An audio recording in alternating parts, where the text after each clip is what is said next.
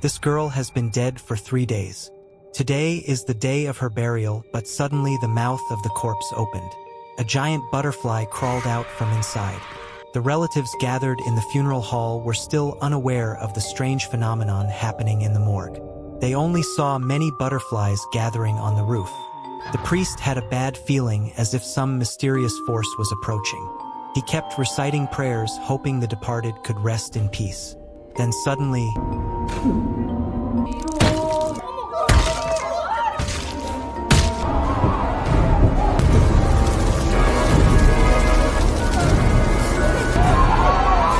the deceased's name was Sumi. Before her death, she had been a sweet and obedient child with a happy family. Her father was a renowned heart surgeon known for his miraculous hands that had saved thousands of patients without a single failure. But perhaps fate was playing a cruel joke. Sumi had a severe heart condition. When she could no longer wait, she was forced to undergo a heart transplant. Her father decided to perform the surgery himself. He didn't want to entrust his daughter's life to anyone else. The operation was a great success. Sumi quickly recovered and was discharged from the hospital. But 4 months later, the poor girl now lay in a cold morgue. When he received his daughter's death certificate, Sumi's father broke down completely. Sumi's funeral was held at the Seoul Central Hospital Funeral Home, following the traditional Korean 3-day funeral custom. According to tradition, the deceased must be kept in the funeral home for 3 days before burial. During these 3 days, family and friends may come to pay their respects. Seeing their beautiful daughter now only able to smile in a framed photo, Sumi's parents were overcome with grief. The funeral staff suggested that many young people nowadays prefer one-day funerals instead of the full 3 days, so that the family's pain might be somewhat lessened. But Sumi's grandmother refused.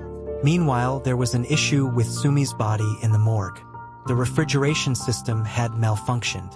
The staff took this opportunity to tidy up and prepare her body so she could be buried looking her best. But they discovered that Sumi's right hand was tightly clenched and couldn't be pried open. Afraid of damaging her fingers, they called Sumi's father.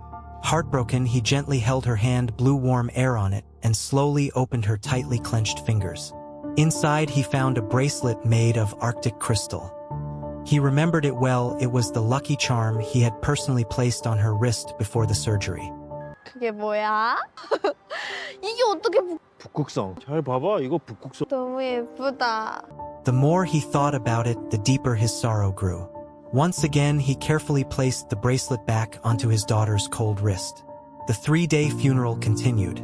At that moment, Sumi's father's colleagues from Seoul Central Hospital also arrived to pay their respects. They appeared deeply saddened, but once outside having a smoke, their words turned sarcastic and bitter.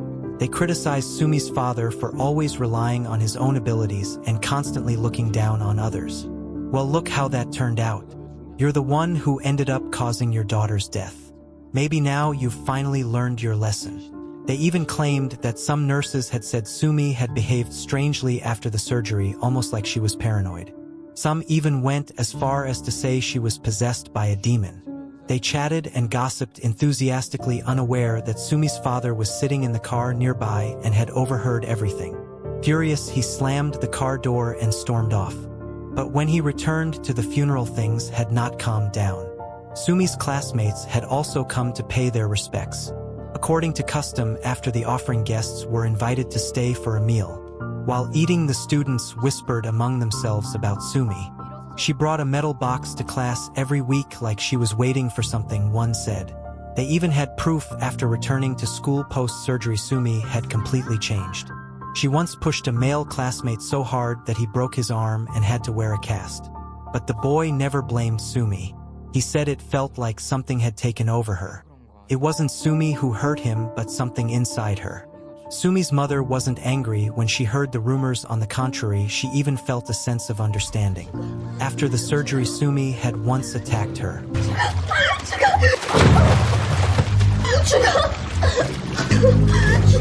At that moment, it took Sumi's father to rush in and pull her off. The words Sumi shouted back then didn't sound like anything a child would say. When she came to, Sumi was filled with regret, as if she couldn't believe she was the one who had done it. It felt like someone or something else had taken control. The whole family was deeply worried about her condition. Eventually, they decided to seek help from Father Asen for an exorcism. 이놈이네 얘. 컴퓨터는 퀴드 에스트 티빈 임펠레. Hearing his daughter's agonizing screams, Sumi's father was overwhelmed with pain. Ignoring his family's pleas and Father Asen's warnings, he insisted on going in to save his daughter. Realizing the door was locked from the inside, he pounded on it frantically, then grabbed an axe to break it down.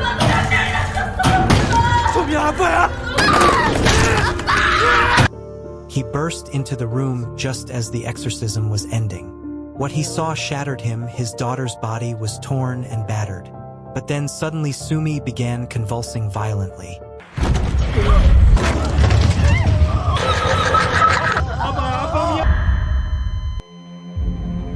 Despite all of his efforts to resuscitate her, she could not regain her heartbeat or breath. She was gone. Sumi's father sat in a daze, his mind clouded as memories flooded back. Suddenly, he noticed drops of blood falling into the glass of wine in front of him. When he looked up, he saw that the corner of the ceiling was soaked in deep red blood, kept dripping down. At that very moment, a schoolgirl who had once spoken badly about Sumi suddenly collapsed to the floor, screaming and foaming at the mouth. She seemed to be on the brink of death. Luckily, Sumi's father quickly performed the Heimlich maneuver and managed to get her to vomit something out. To everyone's shock, it was a clump of hair. Meanwhile, the broken freezer in the morgue had finally been repaired. As the staff pushed Sumi's body back inside, they suddenly heard strange knocking sounds.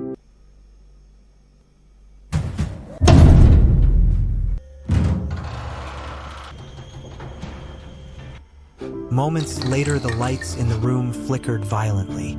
The white cloth covering Sumi's body moved abruptly, sending the staff running out of the morgue in terror.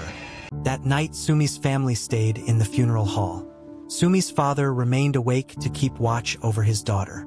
In a dazed, dreamlike state, he seemed to see Sumi standing in front of him, softly saying that she was very cold.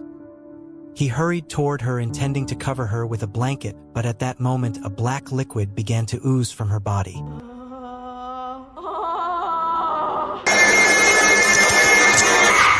Startled, Sumi's father suddenly woke up. It had only been a dream. But when he put on his glasses, he noticed that the lenses were cracked just like in the dream. He stepped outside the funeral hall and looked at the spot where Sumi had been standing. On the ground, he discovered a trail of frosted footprints slowly melting away. Panicked, he rushed to the morgue and pulled Sumi's body out of the freezer, afraid that his daughter was cold. He took off his coat and gently covered her with it, then lay down on the floor holding her hand and drifted off to sleep. But just then, Sumi's eyes suddenly opened.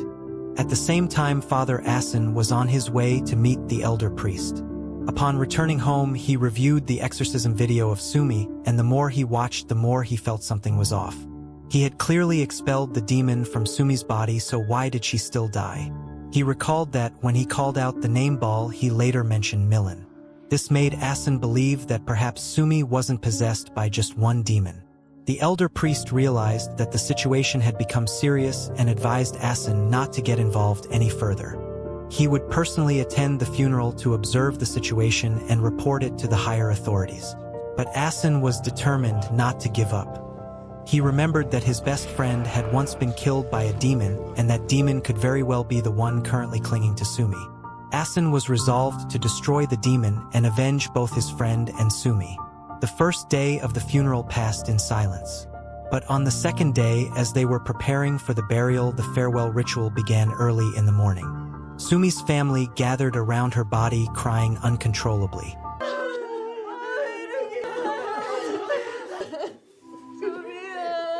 Suddenly, Sumi's father noticed her eyes opening.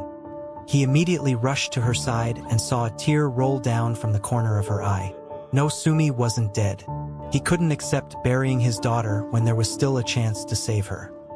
He tried to take her to the hospital, but others held him back as no one else had seen Sumi open her eyes. Tears from the dead were also considered a normal phenomenon. In the end, Sumi's father was dragged away. As everyone left, a massive moth unexpectedly crawled out of Sumi's mouth. The funeral at the mortuary hall continued. The elder priest kept his promise and personally came to perform the requiem for Sumi. But the moment he stepped inside, he immediately felt something ominous. The air was cold and gusts of wind howled eerily. Moths were gathering on the ceiling, more and more of them by the minute. Meanwhile, Sumi's father was still determined not to give up and wanted to save his daughter. The priest looked around and sensed that the situation was becoming increasingly dangerous. He could not afford to hesitate any longer. Even if Sumi's family didn't give permission, he had to perform the requiem immediately. Any delay could lead to a disaster. A blood-soaked hand gently brushed past the flowers in the mortuary hall. Suddenly, blood poured from the priest's mouth. As if under some unseen control, he slammed his head violently against the altar. His face was drenched in blood and all of his teeth fell out. Immediately after, he saw countless moths swarming toward him. In a panic, he waved his hands to drive them away, but the more he tried, the more they came. His bloodshot eyes spun wildly. Sumi was standing right in front of him. Meanwhile, Asen refused to give up investigating the demon that had possessed Sumi. He discovered the name Baal in an ancient manuscript. Legend had it that there was once a virgin in Nazareth who suddenly became pregnant and gave birth to twins. The elder child was named Baal, while the younger one didn't even have a name. The demon was reborn through the bodies of these twins and had the power to mesmerize people, causing them to slaughter one another and spread calamity. To prevent further disaster, priests from ancient times sealed the younger twin inside Baal's heart, stopping the evil from recurring. Asen rushed to the funeral home and found the elder priest covered in blood being dragged out. He hurried over, but the priest suddenly grabbed him with blood-red eyes, holding him tightly. Asen made his way into the morgue. At that moment, Sumi's body was being brought in once again. As soon as he sprinkled holy water on her, Sumi's father charged at him, hitting him and demanding to know what he was doing to his daughter.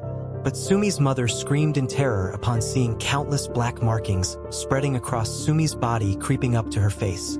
Asen explained that the corpse's reaction to the holy water was proof that the demon was still inside Sumi. He believed this could be connected to the transplanted heart. They needed to find out the origin of that heart. If they did nothing, the demon would awaken in Sumi's body, just as Jesus resurrected after 3 days. But when the demon awakened, it would slaughter Sumi's entire family. They had to cremate the body immediately. If they could burn the heart, they might be able to stop the demon from returning. Sumi's father cursed Asen out loud, but inside he was deeply shaken. The truth was, there had been a problem with Sumi's transplanted heart. It was an illegal organ obtained secretly by a colleague. It had been taken from someone who was still alive. At first, when he found out, Sumi's father was furious. But in order to save his daughter, he heartlessly took the heart from a poor girl who was barely clinging to life. Now, hearing that the heart might be harboring a demon, he immediately rushed to the hospital to question his colleague and get the full story. The colleague revealed that the heart had come from a Russian girl who had been living illegally in Korea with her mother. They had been caught in a fire in a place called Yu. The colleague told him to go to the Russian neighborhood in Yu and look for a woman named Babuz. She might know more about the girl. Sumi's father hurried to Yu, entering a Russian underground bar. But the moment he asked about Babka, everyone became alert. They immediately knocked him unconscious. When he woke up, he found himself tied inside an iron cage. In front of him stood a woman. It was Babka. She was a devout follower of an underground cult in Russia, obsessed with resurrecting a demon to escape the church's pursuit. She had sent her daughter to Korea using the girl's body as a vessel to revive Baal. However, the plan failed. The church discovered it and planned to burn her daughter alive to prevent the demon's resurrection. Desperate, Babka needed a new host, and Sumi was the perfect choice. She had donated her daughter's heart to Sumi so that the sealed demon within it could be reborn through Sumi's body. And now, as Sumi's father tried to stop her plan, Babka was determined to kill him to sever all ties, ensuring Sumi could fully become Baal's vessel. Just as Babka was about to stab Sumi's father in the chest, a holy chant echoed through the room.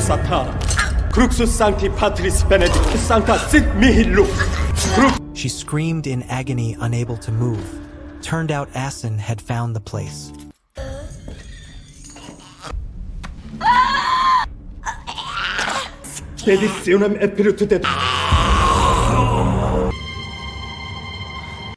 Asen Asen still tried to convince Sumi's father to burn Sumi's body, but he firmly refused and drove away. Asen wanted to chase after him, but was suddenly struck by dizziness. Memories of his best friend before death flooded back. He recalled his friend's whispers and witnessed him descend into madness. Asen was nearly strangled to death by his friend. Fortunately, he persevered through the exorcism ritual. When the demon finally left his friend's body, the man died. Asen was severely injured, barely surviving. This remained the greatest shadow in his heart. So when he heard the name X-Mary, fear and horrifying memories instantly surged back. He felt as if his demon-possessed friend stood at the corner rushing to kill him. Clutching his prayer beads, Asen recited sacred verses non-stop.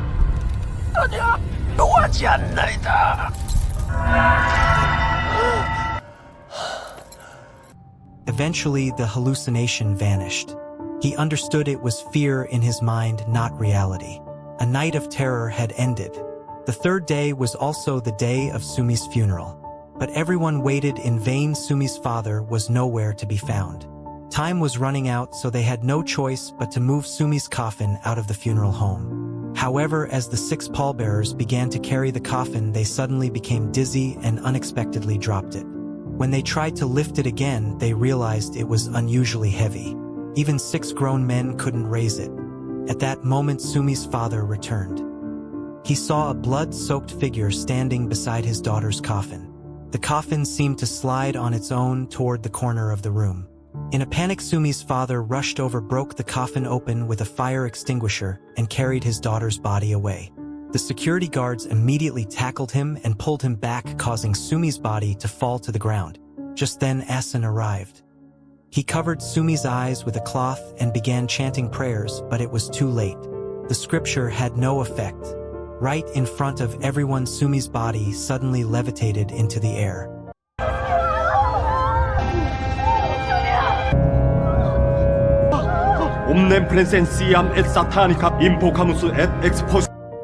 On a tall building, the blood-drenched shadow continued to manipulate the girl's body and then abruptly let go. Sumi's father rushed forward but couldn't catch anything. His daughter's body vanished into thin air. He went mad searching for her and eventually reached the machine room in the basement of the central hospital. There he saw Sumi standing in the shadows. She ran her hand across a glass panel, slicing a deep cut into her arm, blood dripping onto the floor. In an instant, she vanished into the darkness. Sumi's father chased after her only to see a flash of a blood-covered figure disappear before his eyes. He continued to grope through the darkness until he managed to open a long and used door. Inside, the room was filled with moths. Sumi lay on the ground, her body covered by the moths. He tried to rush to her, but an invisible force kept pushing him away. At that moment, Asen found him. Seeing the man in a frantic state, Asen listened as he desperately begged for help, believing that his daughter's soul was still lingering and waiting to be saved. Asen was surprised and said if Sumi's soul is still here, there might still be a way to save her. He asked Sumi's father to chant with him to perform another exorcism ritual. Before beginning, he warned him, "No matter what you see or hear, don't be deceived." The ritual began. Asen sprinkled holy water all over Sumi's body. Immediately, Sumi's father began to experience hallucinations, visions of his daughter, convulsing in pain, causing him unbearable anguish. He could barely continue chanting. But he remembered Asen's warning and clenched his teeth, suppressing his emotions. The prayers continued without pause. Eventually, Sumi's father overcame the illusion. But the demon then unleashed even more terrifying tricks. He suddenly noticed that the Bible in his hands had turned into a blank book. The surroundings shifted. He found himself in a morgue, frantically opening every compartment to look for Sumi. But each time he opened one, all he saw was a blood-soaked female demon. 거룩하시고 전능하신 주님. The scene changed again. Sumi's father was now strapped to an operating table, surrounded by his wife and colleagues who were preparing to extract his heart. He could even hear the sound of the heart monitor flatlining.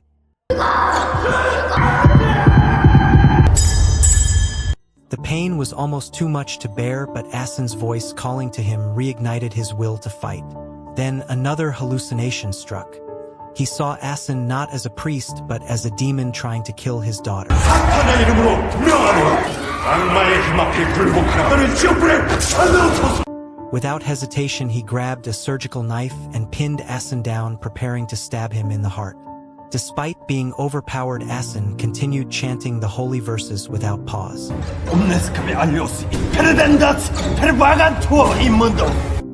At that moment, Sumi's spirit suddenly appeared and embraced her father.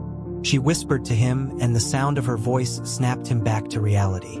Asin narrowly escaped death. The exorcism had entered its final stage. It was on the verge of success.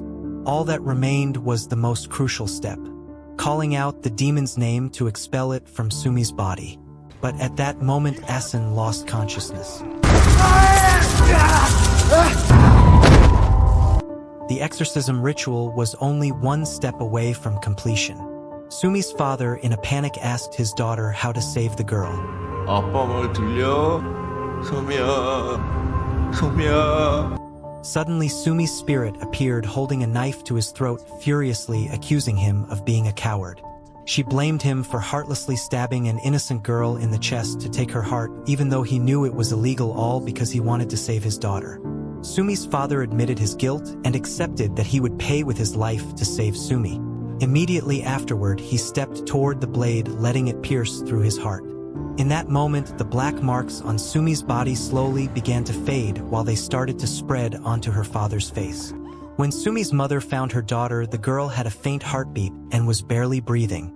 Doctors rushed Sumi into the emergency room, and in a short time, all of her vital signs returned to normal.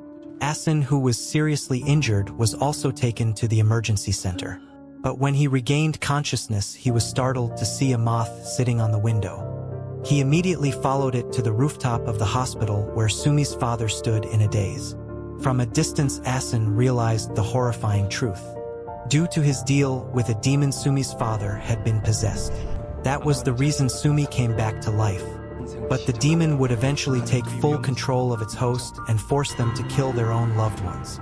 That's why Sumi had tried to strangle her mother.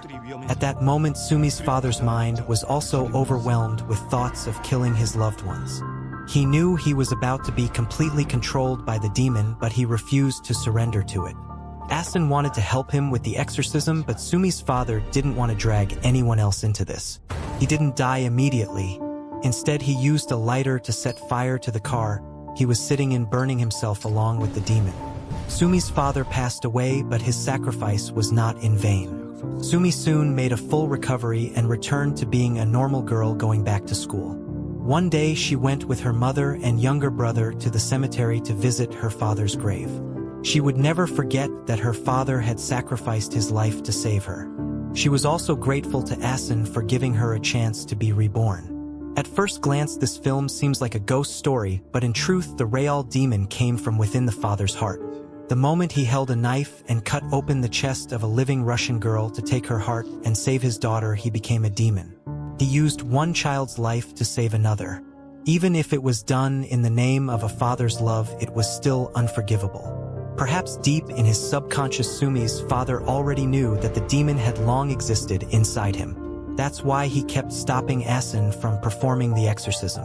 Only when he dared to face the demon within himself and accept his punishment could he be redeemed and bring Sumi back to life.